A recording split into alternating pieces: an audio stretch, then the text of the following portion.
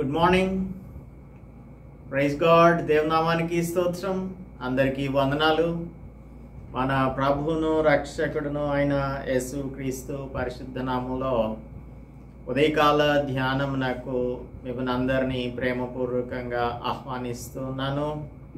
Practical Christianity సిరీస్లో మనం ముందుకు సాగుతూ ఉన్నాము. ఈ సమకాలీన ప్రపంచంలో మనం ఏ విధంగా క్రైస్తవ సమాజం ప్రాక్టికల్గా జీవించాలి అనే దానిని మన యొక్క సర్మన్స్ ద్వారా నేర్చుకుంటూ ఉన్నాము. మీరందరూ కూడా ఆత్మీయంగా బలపడుతున్నారని నమ్ముచున్నాము. Reform church of India YouTube ఛానల్ని మీరందరూ కూడా క్రమం తప్పకుండా వీక్షించండి. మీ కిత్ అండ్ కిన్కి పరిచయం చేస్తారు అని దేవుని యొక్క సువార్త ఇతరులకు అందునట్లుగా మీ కృషిని చేస్తారని నమ్ముతూ ఉన్నాము. ఈరోజు మనం నిర్గమకాండం గ్రంథంలో నుంచి మొదటి అధ్యాయం 14 వచనాలను ధ్యానం చేయబోతూ ఉన్నాము. Let us pray before we start our meditation. పరిశుద్ధుడా, మా ప్రియ ప్రభువా, మా రక్షక, మానవాళిని రక్షించడానికి మీ రిడెంప్షన్ ప్లాన్లో భాగంగా తండ్రి, మీరు ఆయన మీ కుమారుడు యేసుక్రీస్తు ప్రభువును ఈ లోకంలోనికి పంపించారు. పరిశుద్ధ గ్రంథం అంతా కూడా క్రీస్తు ప్రభువును గురించి మాట్లాడుతూ ఉంది. పాత నిబంధన గ్రంథము మాట్లాడుతూ ఉంది. యేసు ప్రభు యొక్క రాకడ, ఆయన చేసిన క్రియలు, శిలువ కార్యము అన్నింటినీ కూడా నూతన నిబంధనలో వ్రాయించారు. దాని యొక్క నెరవేర్పుని మేము చూస్తూ ఉన్నాం. మామూలను నాయన మీరు రిడీమ్ చేసినందుకు మీకు వందనములు చెల్లిస్తున్నాం తండ్రి.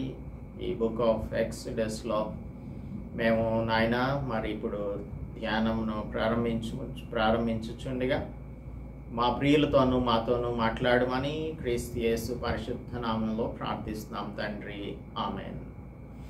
Very good morning to one and all. Let us turn our Bibles to the book of Exodus chapter 1. నిర్గమకాండం అనేది this is nothing but the story of redemption of God's people. దేవుని ప్రజలైన వారిని దేవుడు బానిసత్వం నుంచి ఏ విధంగా విడిపించాడు అనే దానిని మనకు తెలియజేస్తూ, యేసుక్రీస్తు ప్రభువులోనికి వచ్చిన ప్రతి ఒక్కరు కూడా ఇదే రిడెంప్షన్ని పొందగలుగుతారు అని తెలియజేసే గ్రంథం ఇది.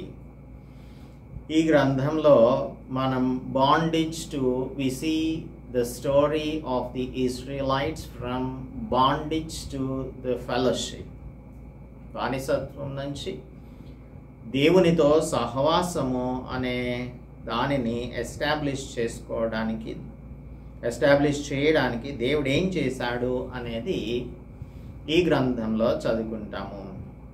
మొదటి 7 వచనాలలో దేవుడు తన యొక్క ప్రామిసెస్ని ఆయన నెరవేర్చుకుంటాడు అని చెప్తూ ఉంది. ఐగుప్తులోనికి యాకోబుతో వచ్చిన ఇజ్రాయేలీల పేర్లు ఇక్కడ రాయబడి ఉన్నాయి. వీరిలో ప్రతివాడును తన కుటుంబంతో వచ్చను. యాకోబు గర్భమున పుట్టిన వారందరూ 70 మంది. So totally 70 people. Genesis chapter 10లో రాయబడి ఉన్నటువంటి ఈ 70 people 70 nations that come out of నోవాని రిప్రజెంట్ చేస్తూ ఉంది. కనుక ఈ దేవుని యొక్క ఆశీర్వాదమును పొందినటువంటి అబ్రహాము సంతానం ఇక్కడ మనకు కనిపిస్తుంది. వీరిని ఇజ్రాయేలీలు అని పిలుస్తూ ఉన్నాము. ఆదికాండం గ్రంథం 46వ అధ్యాయం 26-27 వచనాలలో ఐగుప్తునకు వచ్చిన యాకోబు కుటుంబపు వారందరూ 70 మంది అని చదువుకుంటాం. అలాగే 50వ అధ్యాయంలో 26వ వచనంలో యోసేపు మరణించాడు, 110 సంవత్సరములు గలవాడై మృతి పొందెను అని చదువుకుంటాము. ఇక్కడ కూడా అదే చూస్తున్నాము. యాకోబు గర్భమున పుట్టిన వారందరూ 70 మంది. అప్పటికి యోసేపు ఐగుప్తులో ఉన్నాడు. ఇది ఇశ్రాయేలీయులు అనగా యాకోబు కుమారులు వచ్చినప్పుడు గోషెను ప్రాంతంలో యోసేపు వారిని ముందుగానే ఏర్పాటు చేసినటువంటి ప్రాంతంలో ఉంచాడు. అయితే 50వ అధ్యాయంలో ఆదికాండంలో చివరికి వచ్చేసరికి యోసేపు మృతి చెందాడు. ఆ తర్వాత 6వ వచనం చెప్తుంది, నిర్గమకాండం 1:6, యోసేపును అతని అన్నదమ్ములందరూ ఆ తరము వారందరూ చనిపోయిరి. ఇజ్రాయేలీలు బహుసంతానం గలవారై అభివృద్ధి పొంది విస్తరించి అత్యధికముగా ప్రబలిరి. వారున్న ప్రదేశము వారితో నిండి ఉండెను. దేవుడు ఆదామునకు మొదటి అధ్యాయంలో, ఆదికాండం 1వ అధ్యాయంలో ఆయన చెప్పినటువంటి మాట 22వ వచనం, దేవుడు మీరు ఫలించి అభివృద్ధి పొంది సముద్ర జలములలో నిండియుండు అని పక్షులు భూమి మీద విస్తరించునుగాక అని వాటిని ఆశీర్వదించను అని అక్కడ రాయబడి ఉంది. మీరు ఫలించి అభివృద్ధి పొందాలి అని దేవుడు సెలవిచ్చాడు. సో ఈ విధంగా దేవుడు మానవునికి ఈ సర్వ సృష్టి మీద కూడా అధికారాన్ని అనుగ్రహించాడు. దేవుడు ఆశీర్వదించాడు, మనలను ఫలించి అభివృద్ధి పొందమని చెప్పాడు. సో దానిని ఆయన ఇక్కడ 6వ వచనంలో ఇదే వర్బ్స్ని మనం చూస్తాం. చూడండి, బహుసంతానం గలవారై అభివృద్ధి పొంది విస్తరించి అత్యధికంగా ప్రబలిరి అని ఇజ్రాయేలీలను గురించి ఇక్కడ రాయబడి ఉంది. So the rapid multiplication of the children of Israel in Egypt.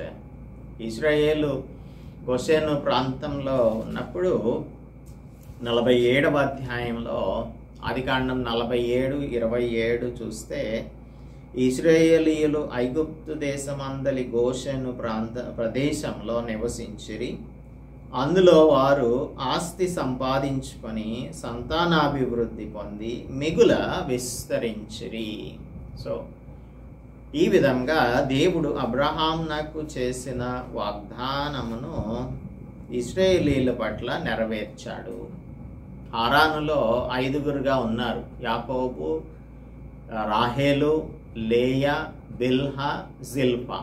ఈ 5గురుగా ఉన్నటువంటి వారు మనం సంఖ్యాకాండం 1వ అధ్యాయంలోనికి వచ్చేసరికి, సంఖ్యాకాండంలో 1వ అధ్యాయం 46వ వచనం చదివితే 6,03,550 కాల్బలం అనగా ఓన్లీ ద ఫైటింగ్ మెన్ వర్ 6,03,550 అని ఇజ్రాయేలీల యొక్క సంఖ్యను మనం చదువుకుంటాం. వారు కాకుండా వారి పిల్లలు, వారి దాసదాసీలు, ఈ విధంగా అనేక మంది అక్కడ ఉన్నారు అని మనం చూస్తాం.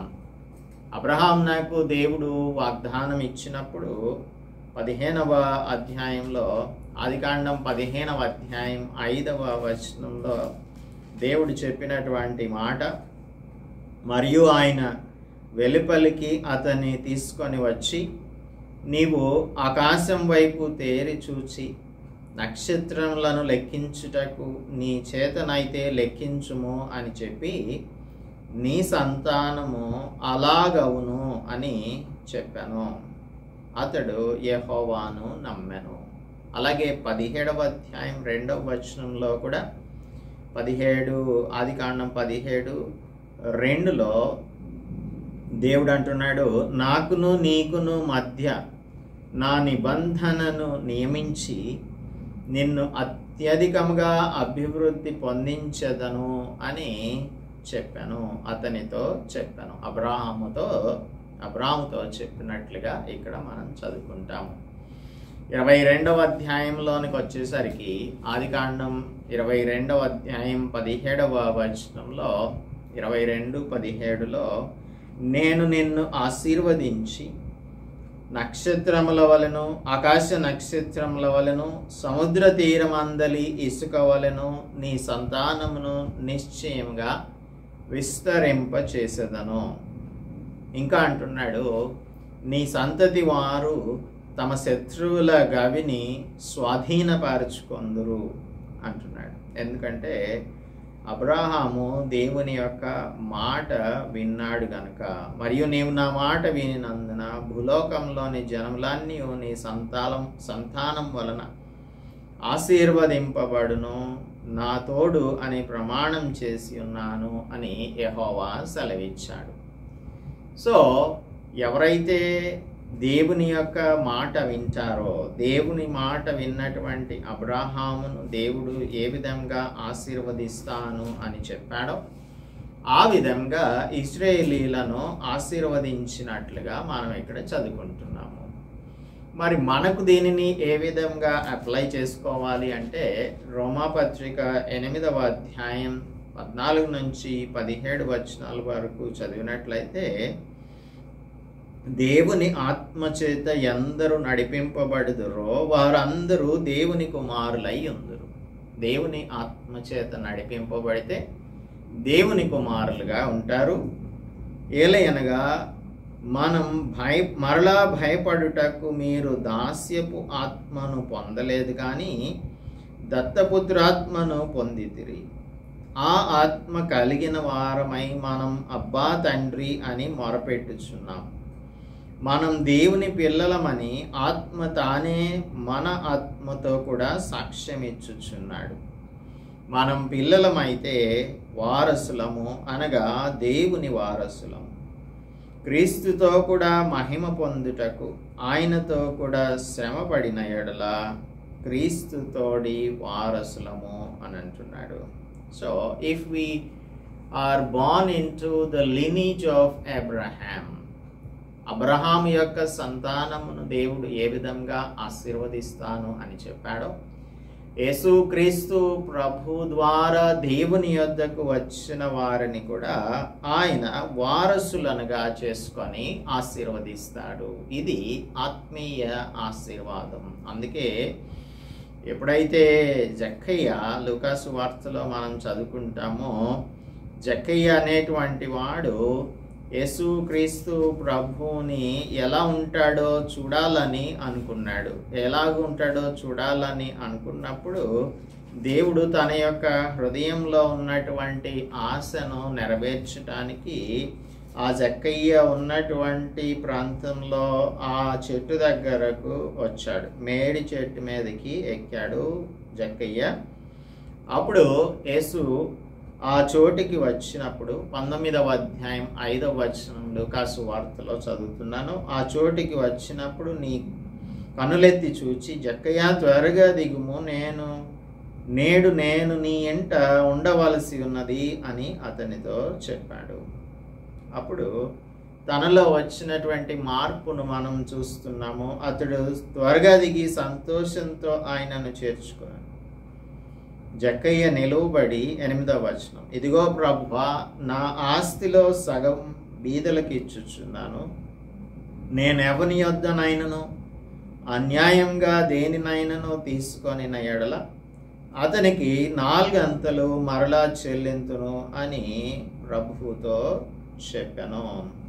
Exodus chapter 22 verse 4లో ట్వైస్ ద స్టోలెన్ ప్రాపర్టీని ఇవ్వాలి అని చెప్పి రాయబడి ఉన్నటువంటి దేవుని యొక్క వాక్యమునకు రెస్పాండ్ అవుతున్న జక్కయ్య తన యొక్క ఆస్తిలో, నేను ఎవరి దగ్గరైనా నా ఆస్తిలో సగం బేదలకు ఇస్తున్నాను, ఎవరి దగ్గరైనా అన్యాయంగా దేన్నైనా తీసుకుంటే దాన్ని నేను మరలా 4 అంతలు చెల్లిస్తాను అని లేవియ కాండం 6వ అధ్యాయం మొదటి 4 వచనాలలోని వాక్యం నాకు రెస్పాండ్ అవుతూ ఇస్తూ ఉన్నాడు.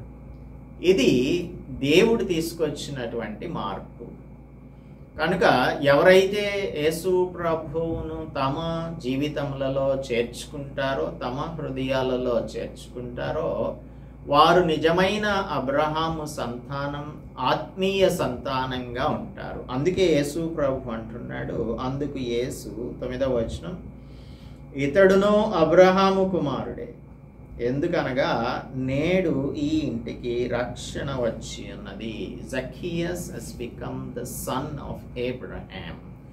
ఇప్పుడు ఆత్మీయ స్థితిలో తాను దేవుని యొక్క సన్నిధిలోనికి, దేవుని యొద్దకు రావడం వలన యేసుక్రీస్తు ప్రభువును తన యొక్క జీవితంలోనికి ఆహ్వానించుకొనటం వలన అబ్రహాము సంతానంగా మారాడు. That is the reason why we must trust in the promises of God.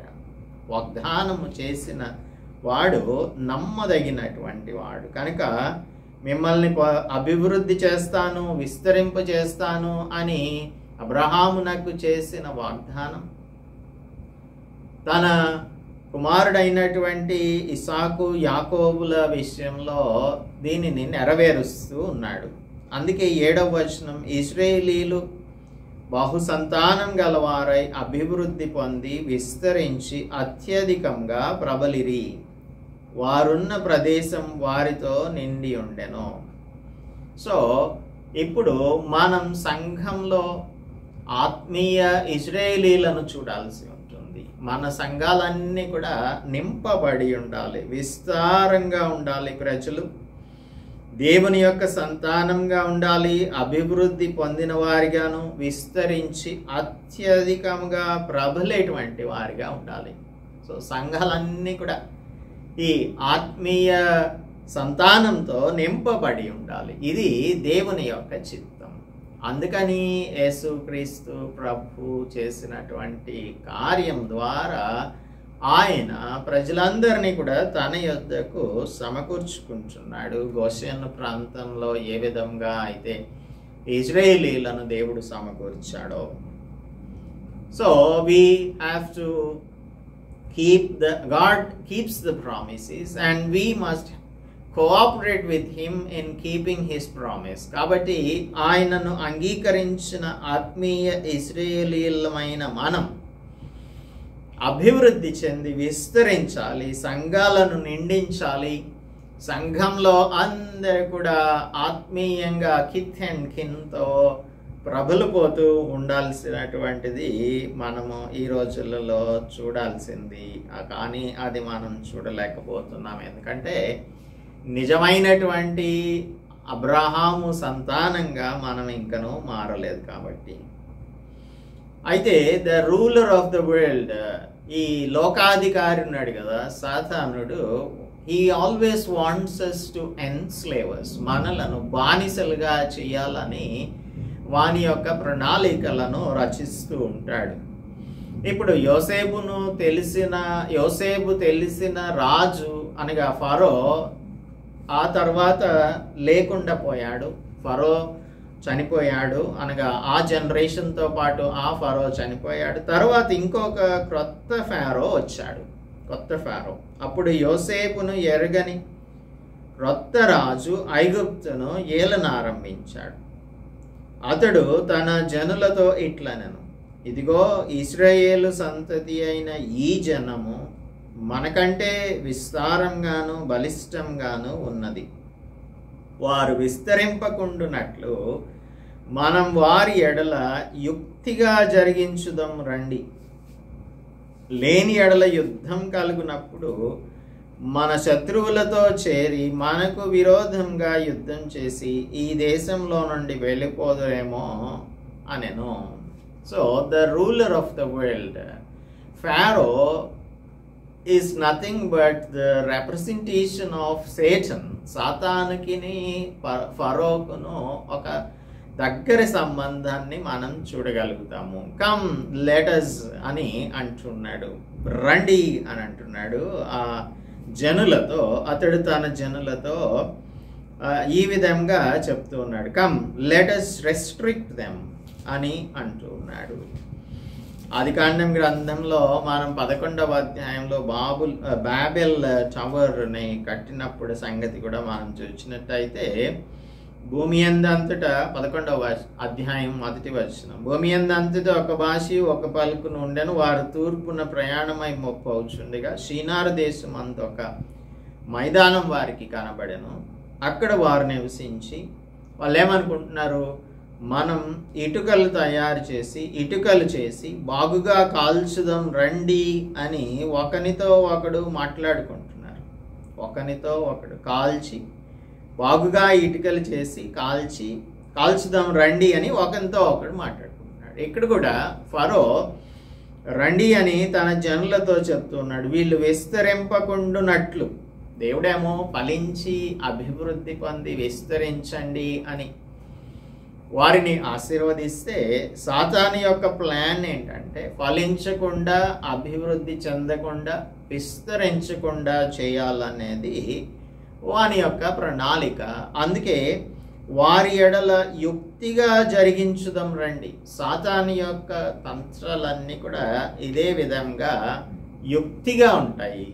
అందుకే 3వ అధ్యాయంలో, ఆదికాండం 3వ అధ్యాయం 1వ వచనం చెప్తుంది, దేవుడైన యెహోవా చేసిన సమస్త భూ జంతువులలో సర్పం యుక్తిగలదై ఉండెను.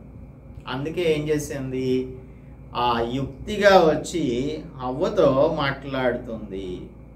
చాలా యుక్తిగా, ఇది నిజమా అని, ఈ తోట చెట్లలో దేని ఫలమునైనను మీరు తినకూడదని దేవుడు చెప్పినా అని యుక్తిగా ఆమెని ట్రాప్లో పడేశాడు సాతానుడు సర్పం రూపంలో వచ్చి. సో యుక్తిగా ఫరో కూడా యుక్తిగా చేస్తున్నాడు. యుక్తిగా జరిగించాలి. మనం ఏం చేయాలి, వీరు విస్తరింపకుండా చేయాలి.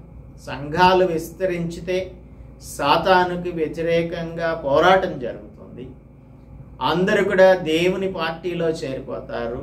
కనుక ఏం చేయాలి, యుక్తిగా మనం రెస్ట్రిక్ట్ చేయాలి. సంఘాలకు మధ్యన విభేదాలు సృష్టించాలి. ఒకే సంఘంలో ఉన్న వివిధ రకాల ప్రజలందరినీ కూడా మనం విభేదాలతో విడగొట్టేసేయాలి అని చెప్పి, కులం అని, గోత్రం అని, లేదంటే రిచ్ అండ్ ద పూర్ అని, లేదు అంటే ఇంకా అనేక రకములైనటువంటి విభేదాలను సాతానుడు సృష్టిస్తూ ఉంటాడు.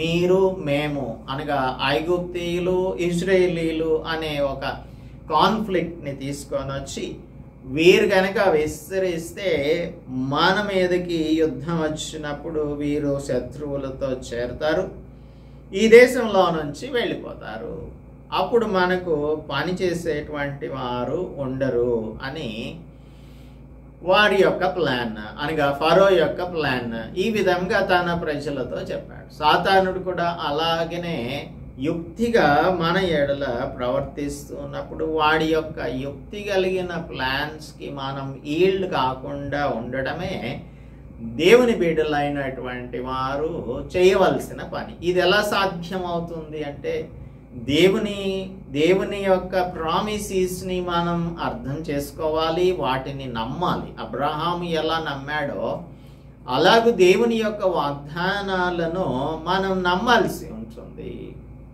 ఎందుకంటే మనకు వ్యతిరేకంగా ఏ ఆయుధమును వర్ధిల్లదు అని దేవుడు చెప్తూ ఉన్నాడు. కాబట్టి ఇశ్రాయేలీలకు వ్యతిరేకంగా ఏ ఆయుధం కూడా వర్ధిల్లదు. వారిని విస్తరింప చేయకుండా ఉండాలి అని ఒకవేళ ప్లాన్ చేసినప్పటికీ కూడా ఆ ప్లాన్ అంతటిని అప్సైడ్ డౌన్ చేయగలిగిన వాడు దేవుడు. మనలను కూడా విస్తరింపకుండా చేయాలని సాతానుడు ఒకవేళ ప్రణాళికలు రచించినా కూడా మనం దేవుని ప్రామిసెస్ని నమ్ముకున్న వారం కాబట్టి దేవుని మీద ఆధారపడి ఆయన మన ఎడల తాను చేసిన వాగ్దానములను నెరవేరుస్తాడు అని మనం నమ్మాల్సి ఉంటుంది. అలాగ నమ్మకపోతే సాతానుని యొక్క యుక్తిలో పడిపోతాము. ఇప్పుడు ట్రయల్స్ అండ్ ట్రిబ్యులేషన్స్ అనేవి వస్తాయి. కష్టాలు అనేవి మానవులకు రాకుండా ఇంకెవరికి వస్తాయి? ప్రత్యేకంగా విశ్వాసులైనటువంటి వారికి కష్టాలు తప్పకుండా వస్తాయి అని మనం దైవ గ్రంథంలో చదువుకుంటాము. కాబట్టి గ్రోత్ ఎప్పుడు వస్తుంది? ఒకరు విస్తరించాలి అంటే, అభివృద్ధి చెందాలి అంటే ఆపరేషన్లో ఉన్నప్పుడే, అణిచివేయబడినప్పుడు మాత్రమే కుదురుతుంది. సాతానుని యొక్క first scheme against God's people ఏంటి అంటే భయపెట్టడం, వారిని అణగద్రొక్కటానికి ప్రయత్నం చేస్తాడు. ఈ అణగద్రొక్కటానికి ఏం చేస్తాడు అంటే కష్టాలను, ఇబ్బందులను, ఇరుకులను కలిగించుతాడు. ఆ కలిగించినప్పుడు వాటిని మనం జాగ్రత్తగా అర్థం చేసుకోవాలి. విత్తువాని ఉపమానంలో మత్తయి సువార్త 15వ అధ్యాయం 5 నుంచి 6 వచనాలు చూసినట్టయితే, మత్తయి సువార్త 15వ అధ్యాయం 5 నుంచి 6 వచనాలు. సో ఇక్కడ విత్తువాని యొక్క ఉపమానంలో, మాథ్యూలో కాదు ఇది, విత్తువాని ఉపమానంలో ఒక రాకీ ప్లేస్లో, రాతి నేలలో పడినటువంటి విత్తనంను గురించి మనం చదువుకుంటాం. ఈ రాతి నేలలో పడినటువంటి విత్తనము 13వ అధ్యాయంలో చదువుతాం మనం. 15 కాదు, 13వ అధ్యాయంలో 5వ వచనం. కొన్ని చాలా మన్ను లేని రాతి నేలను పడెను. అక్కడ మన్ను లోతుగా ఉండనందున అవి వెంటనే మొలిచెను. సూర్యుడు ఉదయించినప్పుడు అవి మాడి వేరు లేనందున ఎండిపోయాను. అలాగే మనం ఇదే అధ్యాయం 20-21 వచనాలు. రాతి నేలను విత్తబడు వాడు వాక్యం విని వెంటనే సంతోషంగా అంగీకరించువాడు. అయితే అతనిలో వేరు లేనందున కొంతకాలం నిల్చును, కానీ వాక్యము నిమిత్తము శ్రమ అయినను హింస అయినను కలుగగానే అభ్యంతరపడతాడు. సో వాక్యం నిమిత్తం శ్రమ, హింస కలిగినప్పుడు మనం అభ్యంతరపడే వారంగా ఉండకూడదు. We must stand firm unto the Lord. దేవుని యొక్క బిడలంగా మనం నిలబడే వారంగా ఉండాలి. అందుకే జేమ్స్, యాకోబు తన యొక్క పత్రికలో రాస్తాడు, you have to consider it as Joy అని అంటాడు. మనం చేయాల్సిన పని ఏంటంటే, మొదటి అధ్యాయం 2వ వచనంలో, నా సహోదరులారా, మీ విశ్వాసమునకు కలుగు పరీక్ష ఓర్పును పుట్టించునని ఎరిగి మీరు నానా విధములైన శోధనలో పడినప్పుడు అది మహానందమని ఎంచుకొనుడి. ఇశ్రాయేలీయులు ఈ ఐగుప్తు దేశంలో గోషెను ప్రాంతంలో ఉన్నప్పుడు చక్కగా విస్తరించారు. అయితే యోసేపుని ఎరగని మరి ఒక రాజు వచ్చినప్పుడు వారికి కష్టాలు మొదలైనాయి, శ్రమలు, శోధనలు మొదలైనాయి. దానిని వారు మహానందంగా ఎంచుకోవాలి. You must consider it joy and we must give God some time to deal with us. కాబట్టి మనలను పరిశీలన చేయటానికి దేవునికి కొంత సమయాన్ని మనం ఇవ్వాల్సి ఉంటుంది. అందుకే కీర్తనకారుడు 139వ కీర్తనలో దేవునికి ఒక మాట చెప్తూ ఉన్నాడు. 139వ కీర్తన 23వ వచనంలో, దేవా నన్ను పరిశోధించి నా హృదయంను తెలుసుకొనుము, నన్ను పరీక్షించి నా ఆలోచనలను తెలుసుకొనుము, నీకు ఆయాసకరమైన మార్గం నా యందు ఉన్నదేమో చూడుము, నిత్య మార్గమున నన్ను నడిపించుము అని అంటున్నాడు. ఇప్పుడు దేవుడు మన యొక్క హృదయంలోనికి చూసినప్పుడు కనబడాల్సింది భయం కాదు. ఏం కనిపించాలి? ఆయన పట్ల మనకున్న ప్రేమ, ఆయన పట్ల మనకున్న నమ్మకం కనిపించాలి. ఆయన యొక్క మార్గంలో మనం నిత్యం నడవాలన్న ఆశ దేవునికి కనిపించాలి. అందుకే నిత్య మార్గమున నన్ను నడిపించుము అని అంటున్నాడు కీర్తనకారుడు. ఈ నిత్య మార్గంలో మనలను నడిపించటానికి మనకు ఈ trials and temptations, tribulations and fears రావచ్చు. అటువంటి సందర్భంలో మనం భయపడవలసిన అవసరము ఏమాత్రం కూడా లేనే లేదు. అయినను చూడండి 11వ వచనంలో, 11 నుంచి చదువుదాం. కాబట్టి వారి మీద పెట్టిన భారములతో వారిని శ్రమ పెట్టుటకు వెట్టి పనులు చేయించు అధికారులను వారి మీద నియమింపగా వారు ఫరో కొరకు ధాన్యాదులు నిలువ చేయు పీతోము, రామసేస్ అను పట్టణములను కట్టిరి. అయినను ఐగుప్తీయులు వారిని శ్రమ పెట్టిన కొలది వారు విస్తరించి ప్రబలిరి. శ్రమ పెట్టిన కొలది విస్తరించి ప్రబలిరి గనుక వారు ఇశ్రాయేలీయుల ఎడల అసహ్యపడిరి. ఇశ్రాయేలీయుల చేత ఐగుప్తీయులు కఠినంగా సేవ చేయించుకొనిరి. వారు ఇశ్రాయేలీయుల చేత చేయించుకొనిన ఈ పనియు కఠినంగా, ప్రతి పనియు కఠినంగా ఉండెను. వారు జిగటమంటి పనిలోను, ఇటుకల పనిలోను, పొలంలో చేయి ప్రతి పనిలోను కఠిన సేవ చేయించి వారి ప్రాణములను విసిగించిరి. ఇలాగా విసిగించినప్పటికీ కూడా దేవుడు వారిని విస్తరింపచేసి ప్రబలునట్లుగా చేశాడు. సో సాతానుడు తన యొక్క స్కీమ్స్ని ఇంప్లిమెంట్ చేయాలని అనుకున్నా కూడా, వారిని సమూల నాశనం చేయాలని అనుకున్నప్పటికీ కూడా నెక్స్ట్ అదే ప్లాన్ చేస్తాడు. ఏంటంటే మగపిల్లలు పుట్టినప్పుడు వారిని మంత్రస్థానులకు చెప్పి కాన్పు పీటల మీద ఉన్నప్పుడే వారిని చంపేయాలి అని చెప్పాడు. అలాగనే యేసు ప్రభు జన్మించినప్పుడు కూడా 3 సంవత్సరాల వయసు కంటే తక్కువ ఉన్న పిల్లలందరినీ కూడా సంహరించాలి అని రాజు ఆజ్ఞాపించడాన్ని కూడా మనం పరిశుద్ధ గ్రంథంలో చదువుకుంటాం. సో సేటన్స్ ప్లాన్స్ ఈ విధంగా ఉన్నా కూడా దేవుడు మనలను విస్తరింపచేస్తాడు, ఆత్మీయంగా అభివృద్ధి పొందినట్లుగా సహాయం చేస్తాడు. కనుక మనం చేయవలసింది ఏంటి అంటే, we must keep our faith in God. దేవుని యొక్క ప్రామిసెస్ని నమ్మే వారంగా ఉండాలి. సాతానుడు మనలను బానిసలుగా చేయాలని అనుకున్నప్పటికీ కూడా సాతానుని డీల్ చేయగలిగిన వాడు దేవుడు. మనకు అనేకమైన శ్రమలు, కష్టాలు వచ్చినప్పుడు అది మహదానందంగా మనం ఎంచుకుంటే దేవుడు మనలను అభివృద్ధి పొందించి విస్తరింపజేస్తాడు. ఆత్మీయంగా మనం ఎదగటానికి కృప చూపిస్తాడు. వీటిని మనం నమ్ముదాం. దేవుడు అనుగ్రహించే సంతోషాన్ని మన యొక్క జీవితాలలో అనుభవిద్దాం. ఆయన సంతానంగా, ఆయన బిడ్డలంగా ప్రార్థించుకుందాం. పరిశుద్ధుడా, మా ప్రియ ప్రభువా, మా దేవా, మా రక్షక, వాగ్దానం చేసిన దేవుడవు, నమ్మదగిన వాడు అని, మా ఎడల మీ వాగ్దానములను తప్పక నెరవేర్చేవారని మేము నమ్ముటకు సహాయం అనుగ్రహించండి.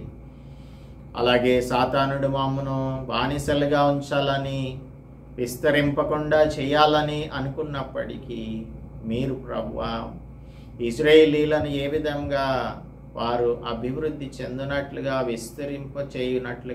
విస్తరించినట్లుగా చేశారు, ఆత్మీయ ఇశ్రాయేలీలముగా మేము ఆత్మలో అభివృద్ధి చెందడానికి మీరే కృప చూపిస్తారని నమ్మునట్లు ఆయన ట్రయల్స్ అండ్ టెంప్టేషన్స్లో శోధనలు వచ్చినప్పుడు మహదానందంగా మేము దానిని పరిగణించుటకు మాకు సహాయం అనుగ్రహించమని క్రీస్తు యేసు పరిశుద్ధ నామములో ప్రార్థిస్తున్నాం తండ్రి, ఆమేన్. దేవునామానికి స్తోత్రం. అందరికీ వందనాలు.